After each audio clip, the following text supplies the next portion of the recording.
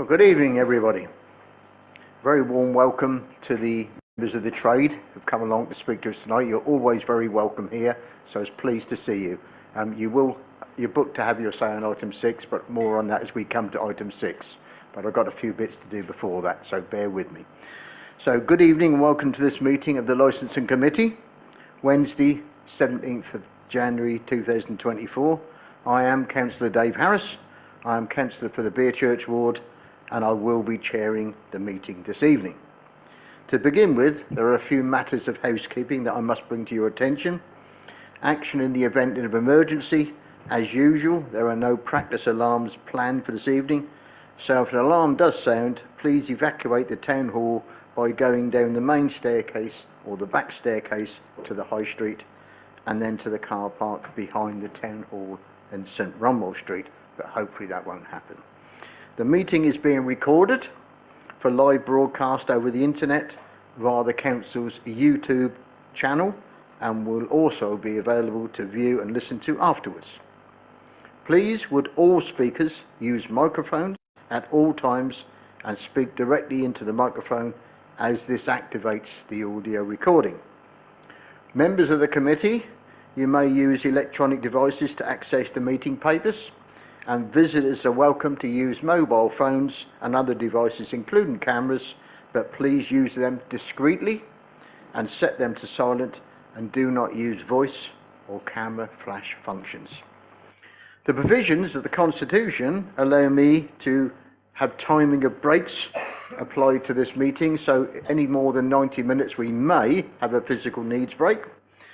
There are toilets on every floor in this building and an induction loop in this room. I will now ask members of the committee and attending officers to introduce themselves, starting from my left. Thank you, Chair. Paul Donachie, Licensing, Community Safety and Safeguarding Manager. Sarah White, Licensing Team Leader. Alison Chapman, Licensing Officer. Sam McLean, Newtown and Christchurch Councillor. Mick Spindler, Councillor for Shrub End Ward. Councillor Mike Olson, Ansden, St John's Wards. Simon Appleton, Highwoods Councillor. David King, Marland. Roger Buston, Prettygate. Councillor Jeremy Hagan, representing Stanway Ward. Councillor Roger Mannion, representing Tiptree Ward. Councillor Carl Powling, Mersey and Pyfleet Ward. Councillor Michelle Burrows, Wivenhoe Ward. Matthew, Democratic Services Officer. Thank you very much for that. Councillor Michelle Burrows is my Vice Chairman, so she's on the right-hand side looking after our interests. I'm not aware of any substitutions. From what I heard, we're all bona fide members of the committee. Thank you very much. Item 3, urgent items. There is one urgent item for this meeting, and this is contained in the supplementary agenda which have been published and circulated to you as the committee. Although the substance of the draft letter must be confined to the motion at full council in December, the letter is presented to this committee for its comments and any suggested minor amendments. Now, just to remind you, the full council meeting in December agreed a motion that asked for mandatory CCTV across the board with some sort of funding, a plea to the government to help us. And that we need to write to the appropriate minister, which is the draft letter you'll see in front of you. I didn't want to wait until the March meeting, bear in mind the decision by full council was made in December, and I wanted to get it done with tonight. So I invite your comments. Did you want to say anything on this, Paul?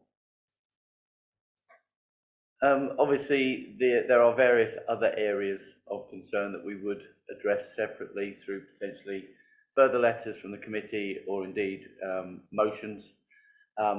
Due to the motion that was formed on the 7th, I have kept it very much to that subject matter.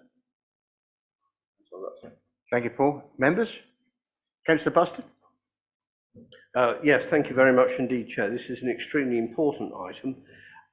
As Paul has just noted to us, there were other things that we referred to in the motion that was passed by full council, and this letter seeks to encapsulate both those and refer to the other item that seriously concerns us at the moment, which we will, I understand, refer to later, in that we are discovering as we go along, there are other authorities that have, shall I say, differing and varying requirements to ours, which are less stringent and provide less for public safety and protection.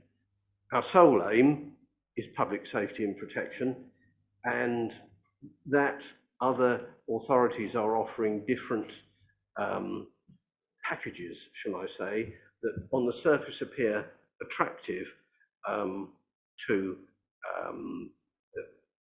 the trade, does not support the public safety aspects of our role, and therefore they need to be looked at as a separate item, not conflated with the motion. And we propose, or certainly I understand it's proposed, that the second letter is drafted and prepared for sending to the Minister. Basically, we need a nationally approved set of standards and a nationally approved set of charges, such that it is not attractive for other authorities to take a lesser approach in regard to public safety than we do. It sends out a confusing message, and it then becomes very difficult for our businesses to know exactly where they're going and what they're going to do, and they therefore find themselves facing unfair competition, which we need to try and assist them as they assist us in public safety in Colchester. Thank you. Thank you, Councillor Buston. Councillor Hogg? Just a small matter, Chairman. You've signed off the letter. I look forward to your response to the motion. I was just thinking, would it be cheeky if we were to put in, or you were to put in there, I look forward to your positive response to the motion. Just a question. Happy to amend that. Positive is a minor amendment.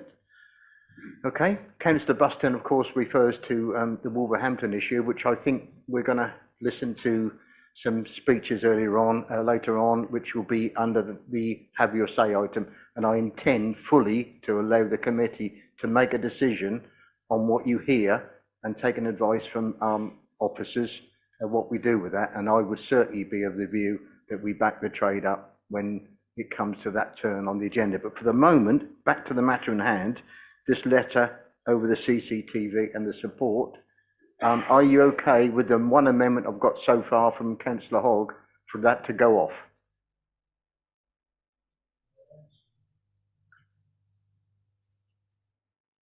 I see no other hands. Yes, so proposed and seconded. Thank you. All hands up, please, for support. Thank you very much. Thank you. So that's been agreed. Thank you. One item I will ask the Democratic Services, when we get a reply back, does that go back to full council or back to here, please? I don't know off the top of my head. It won't go back to full council as far as I'm aware, but it'll come back to here and we can share it with the committee. That's cool. Thank you very much. Thank you. So that's the agenda item. Thank you very much. Declarations of interest, councillors. Anybody got any declarations of interest on any matter on the agenda? I see no indications for the minutes. Before you finish, one thing I will have to declare an interest in relation to is something that I understand is likely to come up and be referred to in our discussions in regard to the work programme. One of the firms that is referred to in this particular aspect, they have been clients of my firm before, and I've acted for them and their families for years, in fact. Purely by chance, it just happens to be that way, but it's appropriate for that to be declared. Thank you very much, Councillor Buston. That will be written down, and when that item comes to it. I invite the committee now to confirm as a true record the minutes of the Licensing Committee held on the 8th of November 2023 and the driver appeal hearing of 29th of June 23, which are published in Part B of the agenda, which I hope you've scanned through and see no fault with. Could I have a proposer and seconder, please? Thank you very much, Councillor Burrows and Councillor Powley. So those are agreed. Thank you very much. Item 6, have your say. Has everyone who wishes to speak registered their name? If not, please do so now. Thank you. If anyone has a petition they wish to present to me on any of the items on the agenda in this meeting, please do so now. I see no indications.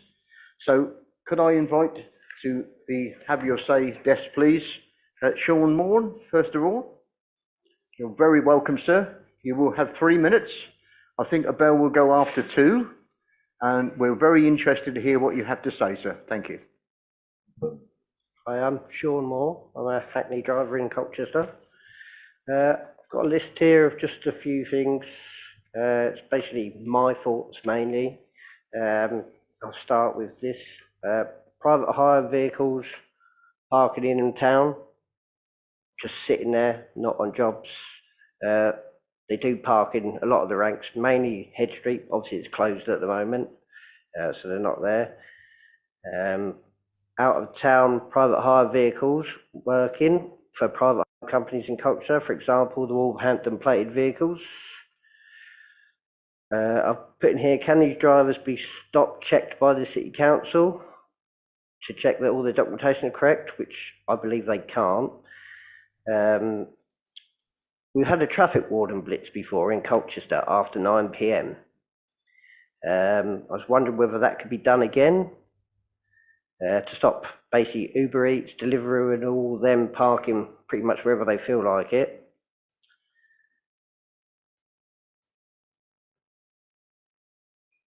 And it used to be with their Head Street one, you used to get all the bouncers from the clubs parking under rank. We couldn't get on there anyway. I've got the High Street. I put a High Street barrier because I suggested about putting a barrier on the High Street rank so people would queue up.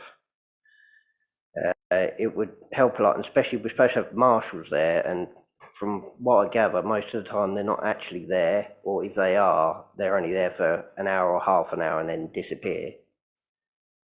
That would, well, it would help the drivers because one of the drivers was attacked recently, and it'd help the public queue up, less fighting with all of that. I've put on here mystery shoppers for taxi and private hire. Also, North Hill, vehicles are cutting through the gap where Fenwick is, just normal vehicles, and then driving up the thing. I've got on here the demand survey, which is due in November. I'm assuming most people know about that. Why was the bus lane under the railway changed to a bike lane? Because the congestion under the bridge around North Station, pretty much every road, and if we've got a fare in, if we have waiting time when we're stopped, it can add prices to the fares.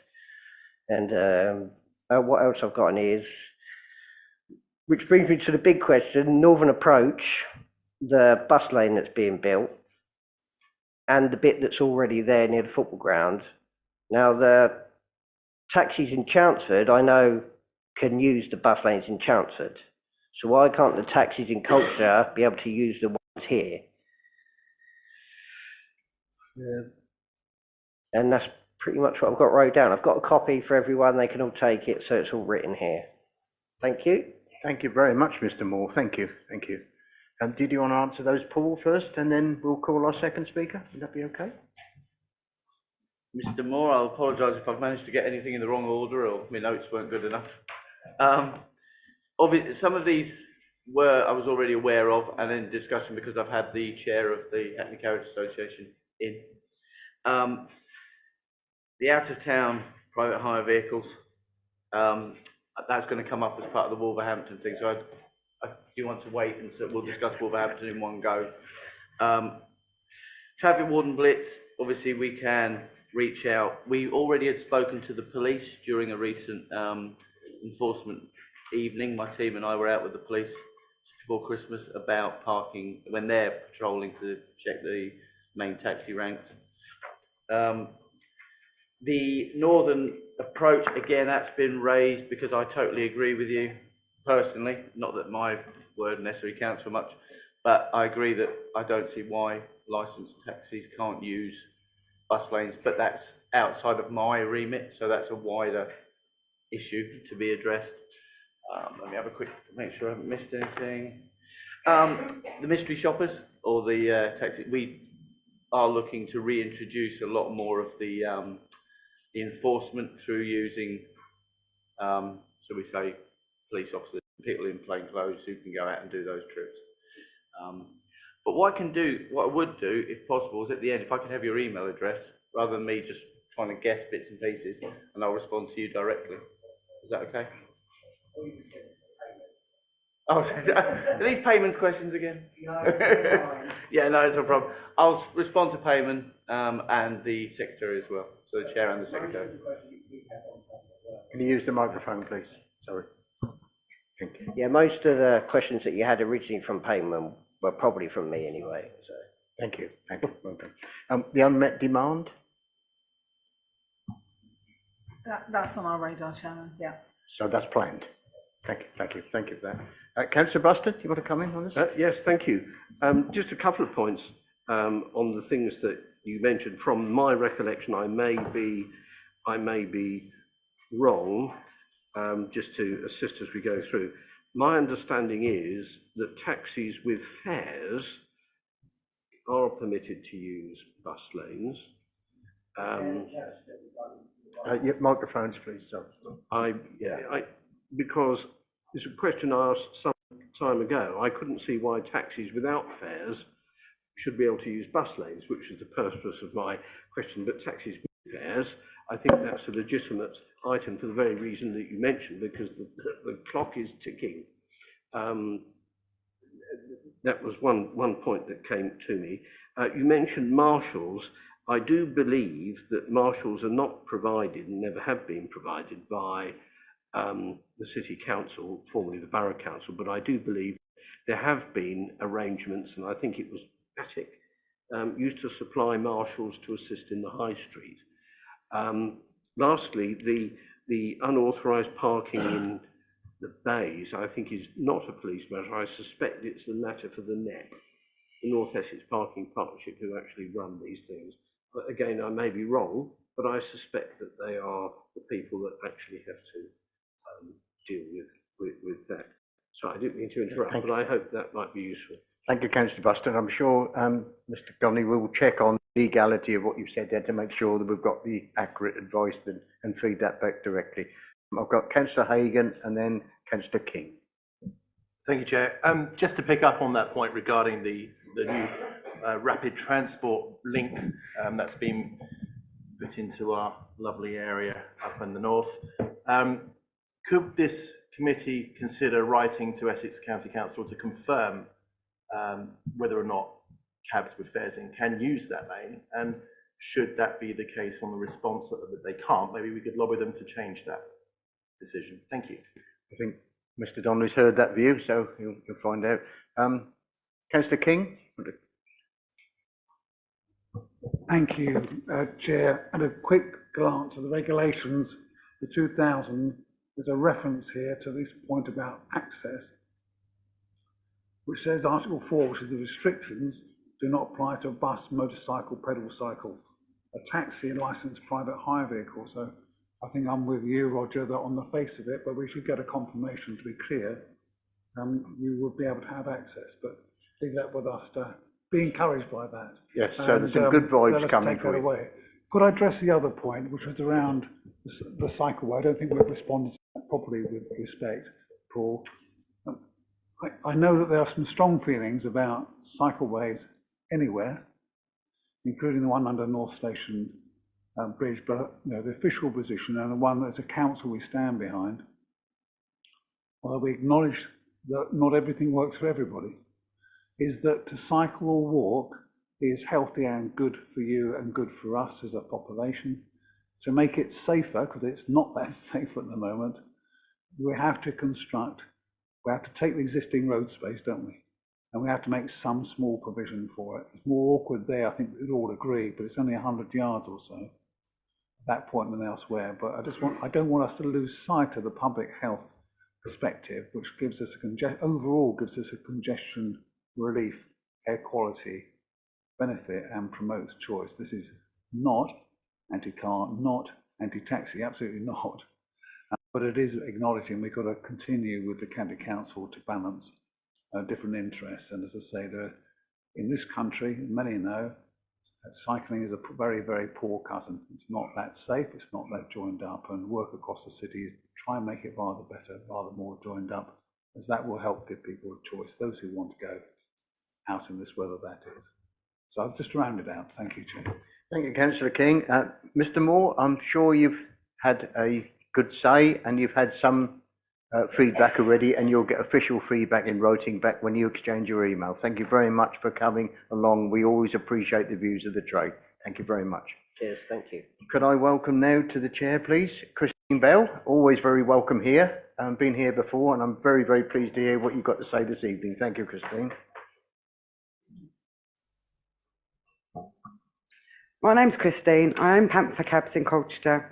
We've got over 220 cars, so they're the biggest fleet in Colchester and top 3 in Essex. So I've been in the taxi trade for over 40 years, and I've seen a lot of the changes within the licensing department and the taxi trade. Unfortunately, I didn't even know who the licensing officer was until yesterday, who contacted me on the phone. So that's quite sad, really. I believe Dave Boylan has sent you an email today regarding our concerns. Right, firstly, the age of the cars, due to the present economic climate we have at the moment, I put forward to you that we would like an extension of the age to buy a vehicle instead of under 5 years, maybe 7 or 8 years, because the cars are so expensive now and drivers just cannot afford them. This was put through about 3-4 years ago. 3-4 years later, still nothing happening. Also, the most important thing is the time which is taken to get a badge. A personal friend of mine, it's taken 14 weeks to get a badge. He's been out of work all this time after being made redundant on the building trade. The council sent his badge to him eventually last Thursday. Oh, he's got all the records and everything to deal with, and the DBS and that. But the council sent his badge to him last Thursday by recorded delivery, and he still hasn't received it today, which is Wednesday, because I rang him up today and said he hasn't received it. He rang up the council today and they said, really sorry about it, you might have to come in and collect it tomorrow. So why couldn't he collect it in the first place? He's been out of work for 14 weeks, he's got a family, everything. There are a lot of problems and issues at the moment that need to be sorted out. It would take me hours to tell you all the problems in the taxi trade, and unfortunately tonight we don't have the time. But I would like a meeting with the licensing team to discuss these issues.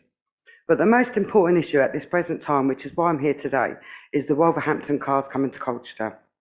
Do you know who they are? Do you check if they are DBS checked? Do you have any contact details for them? Do you know if their cars are roadworthy, as my drivers have to pay to have their cars checked and to be driven into Colchester? And most of all, why are they here? As you all know, the Rochdale grooming gang are in the news at the present time. And it makes me think about that case. I would hate to think that something like that was going to be repeated in our city. No matter who they are, no matter where they're from, because there are no checks on these drivers that are driving in Colchester. Plus, all our drivers had to go on a safeguarding course, of which I attended myself. Have these drivers been on that course? So as a business owner, as well as a mother of 2 daughters and a nan, I would like to think that every taxi driver working in Colchester has been checked and verified to work here. I'm a bit nervous. And that's all I've got to say, really. I could say so much, but I ain't got time. Christine, we very much value your feedback. One assurance I'm sure I can save Paul telling you this, but item 7 on our agenda tonight talks about age of vehicles. I hope you'll stay. Yeah, I saw that, but we had an issue on Monday, which we contacted someone else who turned around and said there was a meeting today, which is why I'm here. And then obviously Paul, it's the first time I've actually seen him in person. First time I actually we emailed yesterday and today. I've never met that Alison. You know, I'm a top in Essex, Colchester, and I've never even met these people, you know. And I use my chair's privilege to say to you, Paul, when this consultation starts, which it will do, hopefully tonight if the committee votes for it, please encourage your fellow tradesperson in the trade to feed back into that consultation to maximise it. I'm going to hand over to Paul now to respond to some of those Can I just say one thing I forgot to say regarding the badges and everything in the DBSs and regarding the Wolverhampton? Last year, we had a driver working for us. there was a situation in the council. He done so. I can't actually remember only a little bit of it, but I'll make it quick. Anyway, cut a long story short, the driver should not have had a check, should not have had a badge. Someone from the council, Toman, has said to me, unfortunately, he slipped through the net. Now, hypothetically, and I know who that is, and I can verify that. What if he had been a paedophile? You know, I've got 2 children. My daughter gets picked up from the station. She works in London. Do you know what I mean? Obviously, thank God she only rings Panther. But like I said, I'm a mum. You all got wives, kids, whatever. Do you know what I mean? It's dodgy out there. If them drivers ain't checked, why do my drivers have to be checked when other people don't have to? You know, it's a terrible world out there, you know? And I wouldn't want to think, sitting here, being in the taxi trade for 40 years, there was someone out there trying to do things to other people. And it needs to be taken seriously. It's not a game, it needs to be taken seriously. Thanks for your interest and passion. Thank you. Paul, did you want to respond to some of those? Certainly. Nice to finally see you. Yeah, nice to see you. I did reply to Dave and yourself. Just to explain why potentially you haven't seen me before. Obviously, I started 1st of August, new head of service, Mr. Tyrrell. Prior to arriving, the team had obviously gone through a whole renovation. My role is not the same as John from before, because I have the 3 teams, community safety, licensing and safeguarding. I have a more strategic overview rather than, and trust me, I'd much rather be in the weeds doing the operational stuff, but I need to kind of sit away. I get that, Paul, but that's not our problem, is it? No. You know, that's not our taxi trade's problem, that you've got 3 jobs to do. No, and obviously, I am more than happy, as I said on the email, to have a meeting within the next couple of weeks, and then look at a quarterly, if not bi-monthly, but quarterly. Obviously, the 14-week issue with regards to the individual badge, I would need to know who it is to then go back to the various teams. So if you want to send me the details of the driver. Age of cars, we are obviously, that's later on. And Wolverhampton will be a big ongoing issue. We have already started investigating because the answers we've got aren't great, but obviously there are certain legal restrictions on what we can do currently. But I will be in contact. You've got my details now. But what will happen if something gets done while you're investigating? I'd rather not have a debate like this. I'd rather that you get a formal reply to your questions you very validly put forward. I would hand over to, do you want to mention the Wolverhampton? I'm more than happy to mention Wolverhampton. Obviously, this is new for Colchester to have Wolverhampton plated vehicles. Other Essex councils have had them before, and we've reached out to JLOF, the Joint Licensed Enforcement Officers Forum, the chair, to see what progress they have made. With regards to the checks on Wolverhampton drivers, we don't have the power to do them because they're Wolverhampton drivers. However, I have made direct contact with the enforcement manager and who works the various areas. They send out teams to do enforcement and are due to be in Chelmsford towards the end of January, beginning of February, and will be coming to Colchester as long as we can arrange it, as into their schedule. To show the size of the issues they are facing, or potential issues, they're talking about having a London-based hub of enforcement officers. The model Wolverhampton use, I'm not really in a position to say too much about because someone has decided it's legal. Until it's illegal, we can't necessarily stop it. We can't impact on it as an individual group because that form of business is allowed. What I will say is I've had conversations directly, as my team have, with Wolverhampton, and we're not impressed with the answers. However, if it's not illegal, there's very little at this stage we can do, which is why we were debating, and obviously the committee, who have more power than me and a bigger voice, to take this up with the national government. So there we have it, members. I mean, we've got to do something with this, and I've heard what the trade have had to say, and I think we as members need to debate this, take some action take some decisive action about writing to the minister responsible. I understand already other councillors have done this. We need members, I feel, if I'm okay to lead you on this, to actually take the same action and make sure we lobby the appropriate people. The first speaker I've got is Councillor Bustard, and I'm looking for other hands.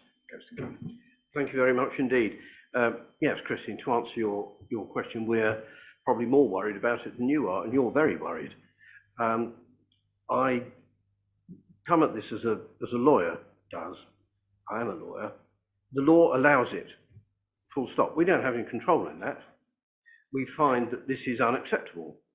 And for the same reason that we're writing a letter to the Minister in relation to the matter we first alluded to, and I spoke in regard to that, saying there was a second item that is related to that and shouldn't be conflated with it. It is the Wolverhampton effect.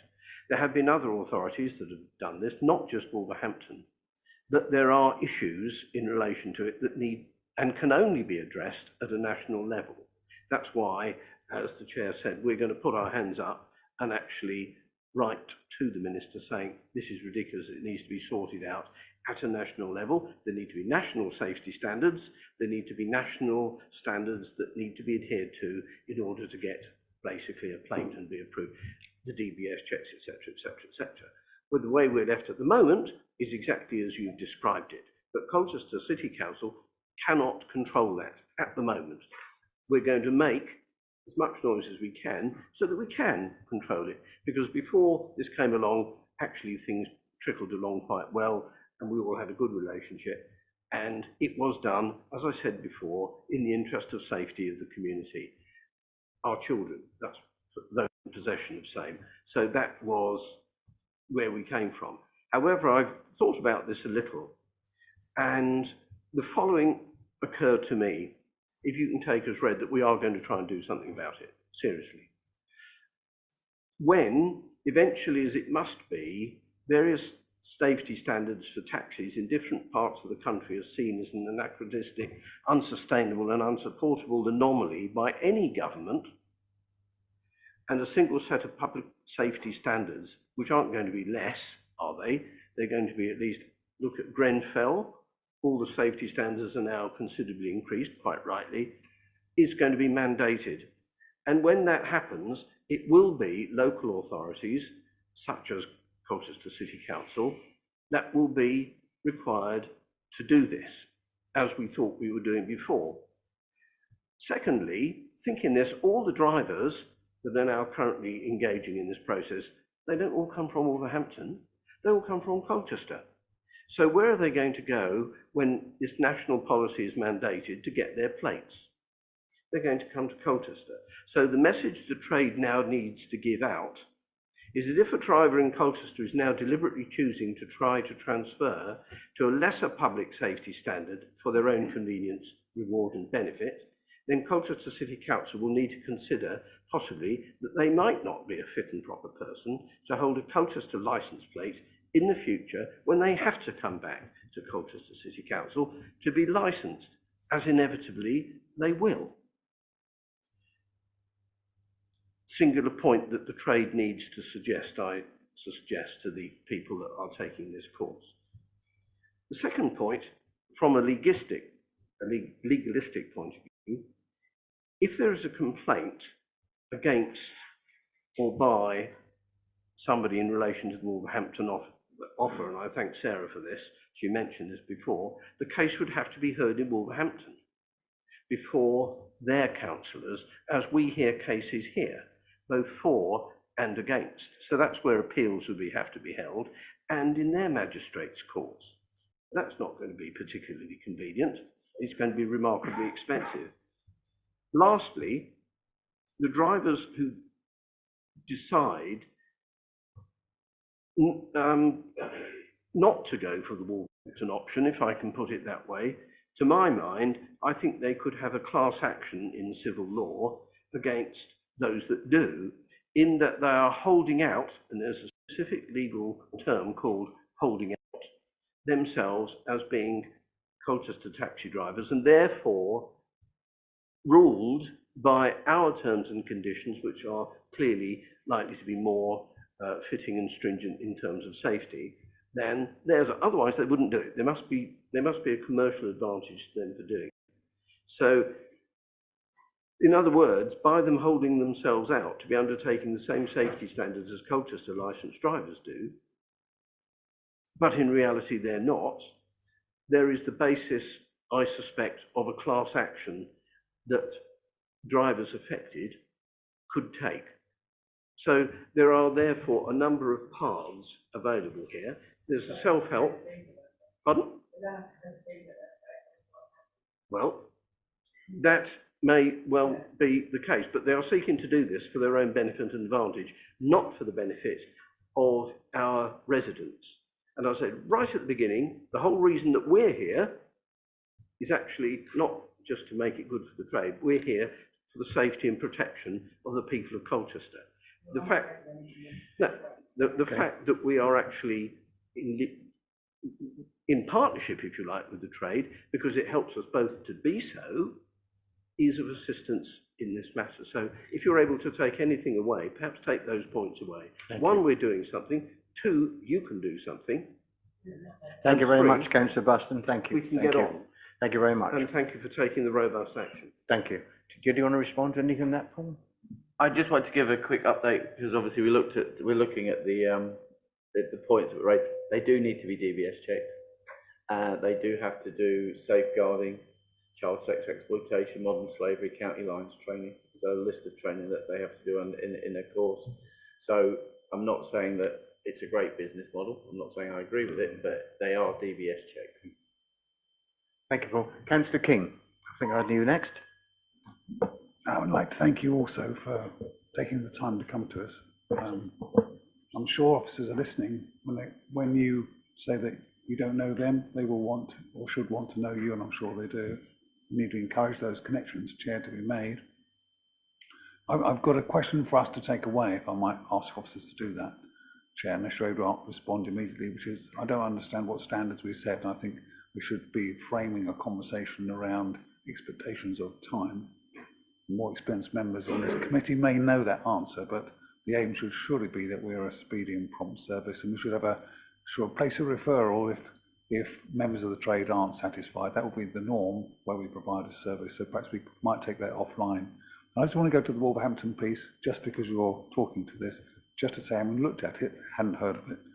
I can see how extraordinary it is. I think something like a quarter of all licences outside Wolverhampton across the country are issued to Wolverhampton. They're clearly not drivers there, are they? It's a good chunk of the population. So this is a national issue. But what we can do as a council chair is also lobby Wolverhampton Council. We can frankly make them think a little, if enough of us do press them hard on the facts of where they're at and the impact they're having elsewhere. Thank you. Thank you very much, Councillor King. Do you want to sit back in your seat, Christine? Thank you very much. So you've got two things there. One is about the issues of writing to government, and Councillor King raising now writing to the Wolverhampton Council as well, lobbying them. Did you want to comment on that? More than happy to obviously do both of those things and bring those letters to yourselves for ratification. I didn't realise I was ever going to say this, but I did agree with the Mayor of Greater Manchester, Mr Burnham, who has done very much that and went to Wolverhampton and the national government and explained the problems with it, highlighted the issues that we are raising, and the Wolverhampton response was fairly much, we're doing a wonderful job and it works. So we will certainly do the same, but there was an article that was all reported where people, as in, you know, the Mayor of Greater Manchester raised the issue as well. It is in the spotlight. Councillor King. Chair, apologies to extend this. Could I make sure that we pick up the issue of performance and targets so that we understand when we have a conversation here or elsewhere what our expectation is, what the trade should be and how we're performing? Thank you. Thank you. Any other speakers? What I'm looking for now as chair is a resolution or a motion of some description along the lines of that we resolve to write to Wolverhampton Council and the government and in a format to be agreed maybe with the group spokespersons at some future date. Is that okay, Councillor Burrows and Buston and myself? Yep. Happy to propose that, Chair. And if that could be done before the March meeting, would that be okay, so that we could actually resolve back at the March meeting that we've actually done that? I'm sorry to make it a decision and a time bound. I think that's right and proper that we do that in respect of what we've heard tonight. Okay. I hope the trade feels like you've been listened to, because you certainly have been and been debated. So can I have a proposal along the lines of just illustrated? Councillor Burrows. Thank you. Happy to second that. Thank you, Councillor Poling. All in favour? Thank you very much. That shall be done. Thank you. The next item I've got is the item 7, which is the taxi policy, the vehicle age restriction. The committee to consider a report on item 7. This is for consultation to go out. So I asked Sarah White to introduce the item, please. Thank you, Chairman. This report is coming to you for 2 reasons. The Department of Transport has issued updated taxi and private hire best practice guidance, which was issued in November last year. And this document gives guidance on age restrictions for licensed vehicles.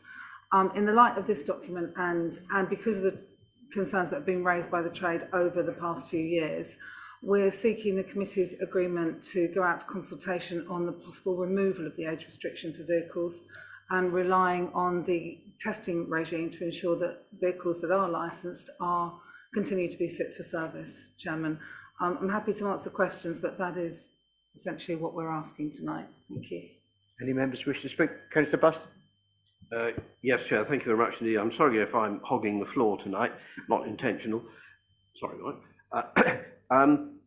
I totally agree with the suggestion that this needs to be looked at. When we originally put in place the age restriction, I was actually here. I've been here long enough to remember that. And that was at a time when vehicles were not reliable and they used to fall to bits a lot more regularly. And it was purely for safety as well as aesthetic reasons.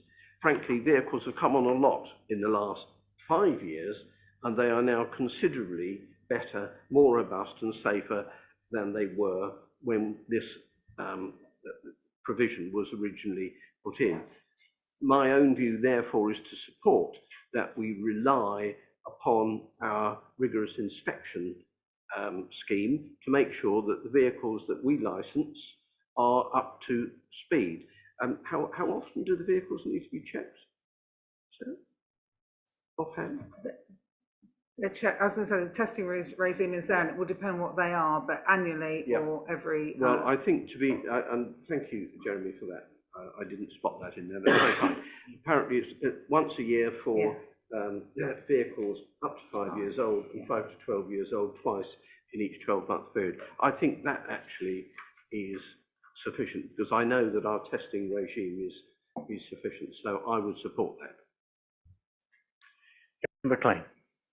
Yeah, hi. Would there still be a minimum age requirement for the vehicle if we went that route? No, there wouldn't. So if someone could have a car that's from 1990, and if it keeps passing the test, it's kosher, you say? It would still have to meet the vehicle emissions, so I suspect the answer to that would be no, it couldn't be that old, because the vehicle emissions would stay.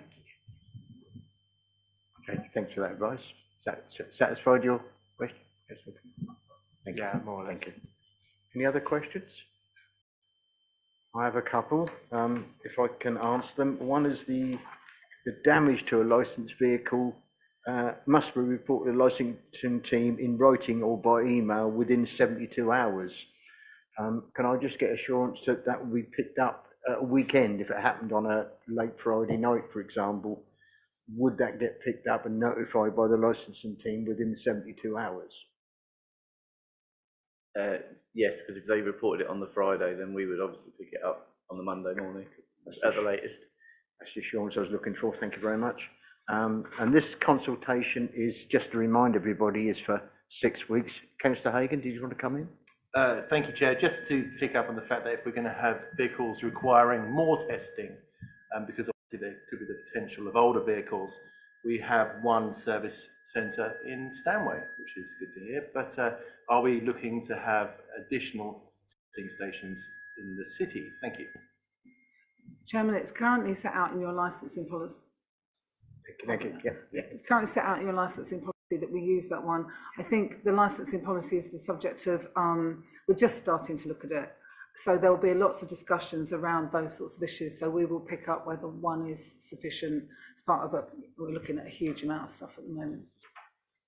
Thank you for that, and potentially Mile End, they can take some of the extra traffic. Thank you. Thank you, Mayor. Any other indications of questions, please? So what we're being asked to do, the decision recommended is we approve a consultation period of 6 weeks, starting from?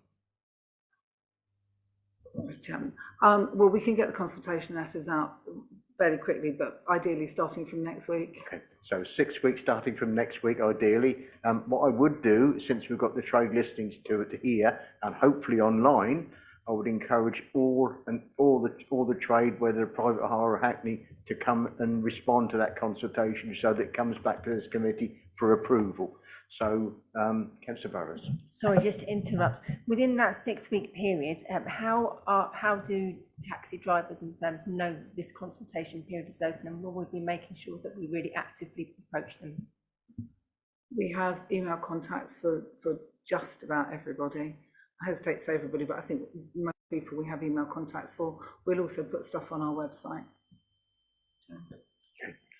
Yes, I'm hoping that we'll get maximum feedback and in a positive way, making sure we feedback. So that's what we're asked to recommend. So I put that to you now, recommend decision. Or anybody going to propose that, please? Thank you. Thank you very much, Councillor Burrows and Powling. All in favour, please? That's approved. Thank you very much. Thank you. That's the end of item 7. Item 8, the Licensing Committee Work Programme. Matthew. Thanks, Chair. The committee will see the work programme set out in the agenda. If there's anything that they wish to be added or any comments that they wish to make, then I would invite those. Thank you. Councillor Mustard. Sorry, it's me again. Yes, I would like one item to be included in the work programme, please, as quickly as possible. Officers are aware of this already. I had an approach, as indeed other members and officers have had an approach from executive hire firms in relation to the restriction that currently exists for private hire vehicles, that they must not be black. And executive hire firms need their vehicles to be black for the very work that they undertake. This is not something that's actually come forth in our policies before, otherwise it would have been addressed at that time, I'm quite sure. But it does need to be properly looked at and investigated, and a policy amendment proposed. Work has already started on that, I'm pleased to say, but please can we get it into the work programme, preferably on the March agenda. I hope it will not be contentious. Thank you, Chair. Mr. Donnelly. Yes, sir. Obviously, I'm very aware because I actually had personal conversations, email with the Lexington Travel company, the executive travel, about that one particular vehicle, the current policy, and because obviously I have a background in the chauffeur industry, I'm fully aware of the preference for a black vehicle. So we initially was thinking, do we do it as a standalone adaptation to the current policy? If that is quicker than waiting for the new policy as we do it in sections, that's obviously what we'll look to do. And I have said that I will speak to the trade in that particular area with regard to that subject. And there was a letter from the email that came from Mr. Boyle had also raised another issue about a different area of licensing for specific vehicles, and that's something else I'll look at just to make Christine aware. Thank you very much. Is it feasible to come back to the March meeting with a small report? I should definitely think so, yeah. Thank you very much. Thank you. So we'll add that to the work programme. Thank you. Thank you very much. Thanks for raising it. I was aware you were bringing that up and I encouraged that. So thank you very much for making sure we listened.